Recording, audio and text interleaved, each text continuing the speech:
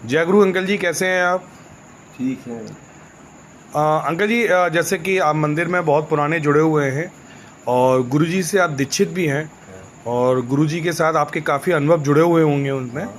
तो आपसे कुछ जानकारी हमें ये चाहिए थी कि जैसे मंदिर में जो सबसे पहले उत्सव जो मनाया गया था, उस उत्सव को जो मनाने का प्रारंभ वो किसने किया था और क्या क्या उस उत्सव में हुआ था, उसके बारे में थोड़ा सा प्रकाश डालिए आप। शुरू वाले उत्सव में शायद 1976 में ये उत्सव होली के टाइम से शुरू होता था। जी। होली पे होता था। जी। तो होली पे पहले शुरू हुआ, तो होली पे थोड़ी सी दिक्कत आ रही थी, बाद में शिफ्ट हुआ। तो होली पे सबसे पहले इसमें ठाकुर जी की रामायण होती थी। उसके बाद संपूर्ण रामायण तुलसी के हुआ करती थी।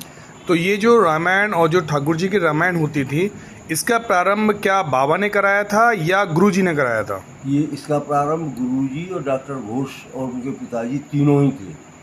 तो इसमें आदेश उसके बाद पहले वाले गुरुजी ने डॉक्टर घोष के कहने के अनुसार पंडित जी के लिए रामस्वरूप पंडित जी को बुलाया था। लेकिन 4 बजे से रामायण शुरू होनी थी, 36 घंटे की रामायण होती थी, दूसरे दिन 3 बजे ख़त्म होती थी। उसके बाद अधिवास के लिए जाते थे। तो उस वक़्त गुरुजी बैठे 4 बजे से, मैं आ गया था 4 बजे, गुरुजी बैठे 4 बजे से। क्योंकि उस वक़्त पहले मेरी रामायण के पढ़ने के बारे में किसी को मालूम नहीं था यहाँ।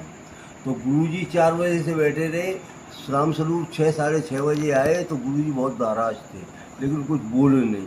और उसके बाद रामायण शुरू कराई और दूसरे दिन रहा था। जब मैं बहुत पढ़ने लगा तो एक दिन मुझे गुरुजी ने उसी वक्त बुला के कहा कि ऐसा है कि अगले साल से रामायण तुम शुरू करोगे। और रामायण का वैसे पहली बार इंचार्ज किया था बीपी श्रीवास्तव को रामायण का। उन्हें रामायण के इंचार्ज तुम होगे, सारा प्रबंध रामायण का तुम ही किया करोगे। तो उस वक़्त मेरे साथ गुड्डी, स्वदेश बहन जी जो इस वक्त नहीं है, ख़त्म हो चुकी हैं, और मूलवान प्रकाश चंद, लेकिन प्रकाश चंद वैसे नहीं जुड़े थे, लेकिन वैसे अब थे हम। प्रकाश चंद, मूलवानी, छोटे, और मतलब मेरे एक मित्र VK बनर्जी।